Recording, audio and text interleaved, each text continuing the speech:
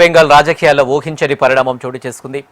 మమతకు బెంగాల్ ఓటర్లు by by చెప్పేశారు. దశాబ్ద కాలంగా ఎదురులేని శక్తిగా ఉన్న తృణమూల్ కాంగ్రెస్కు ఈసారి షాక్ తప్పలేదు. వరుస విజయాలు సాధించిన మమతకు ఓటర్లు షాక్ ఇచ్చారు. అవినీతి ఆరోపణలు, మహిళలపై నేరాలు, చొరబాటుదారులకు అనుమతి ఇవ్వడం టీఎంసీ పార్టీ కుంభముంచాయా? కనీసం ఎగ్జిట్ పోల్ అంచనాలను కూడా టీఎంసీ అందుకోలేకపోవడానికి కారణం ఏంటి?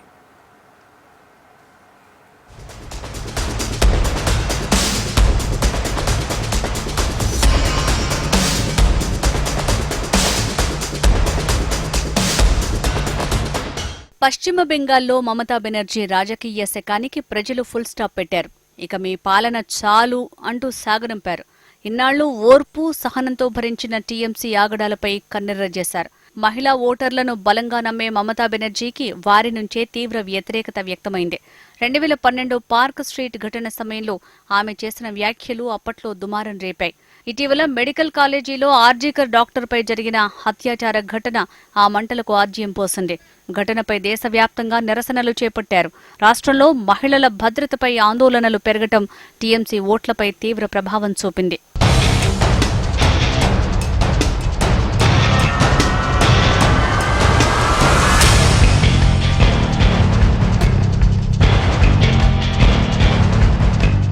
టీఎంసీ హయాంలో వెలుగు చూసిన భారీ అవినీతి ఆరోపణలు పార్టీ ప్రతిష్టను దిగజార్చాయి.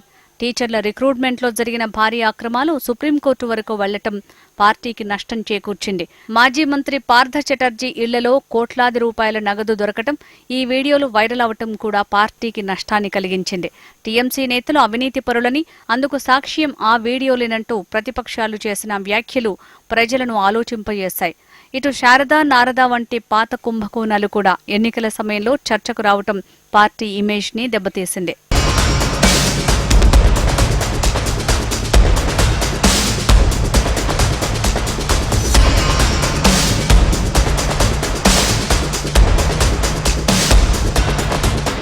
మరోవైపు బంగ్లాదేశ్ నుంచి అక్రమ చొరబాటుదారులను మమతా సర్కారు అనుమతించిందని ఆరోపణలు ఉన్నాయి. వారు ఇక్కడ ఓటు వేసే హక్కు తీసుకోవటం స్థానిక ప్రజల జీవనోపాధిని దెబ్బతీసిందనే భావన ప్రజల్లోకి వెళ్లింది. ఎన్నికల సంఘం చేపట్టిన ప్రత్యేక ఓటర్ల జాబితాలో సుమారు 89 లక్షల మంది ఓటర్ల పేర్లను తొలగించారు.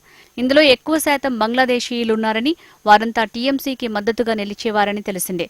దీంతో ఇప్పుడు వీరంతా మమతా పార్టీకి ఓటు వేయలేకపోయారు.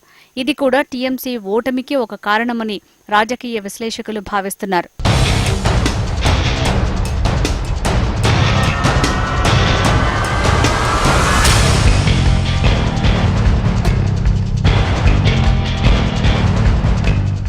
వరుసగా 15 ఏళ్ల పాటు బెంగాల్ని పాలించిన దీదీ పాలనపై ప్రజల్లో వ్యతిరేకత ఉంది. నిరుద్యోగం, స్థానిక నేతల దౌర్జన్యాలు, కేంద్ర నిధులు సాధించడంలో విఫలం వంటి వ్యవహారాలు టీఎంసీ పుట్టి ముంచాయని రాజకీయ విశ్లేషకులు అభిప్రాయపడుతున్నారు.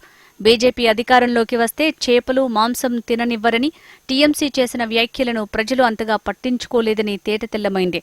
ఈడీ, సీబీఐ సంస్థలు తమ నేతల ఇళ్లపై దాడులు రాజకీయ కుట్ర అని మమతా ఆరోపణలు గుప్పించారు. అవినీతిపై పోరాటమని బీజేపీ బలంగా ప్రజల్లోకి తీసుకువెళ్లింది. అలాగే హిందూ ఓట్ల ఏకీకరణ, కేంద్ర పథకాల ప్రచారం బీజేపీకి మైలేజ్ ఇచ్చాయి.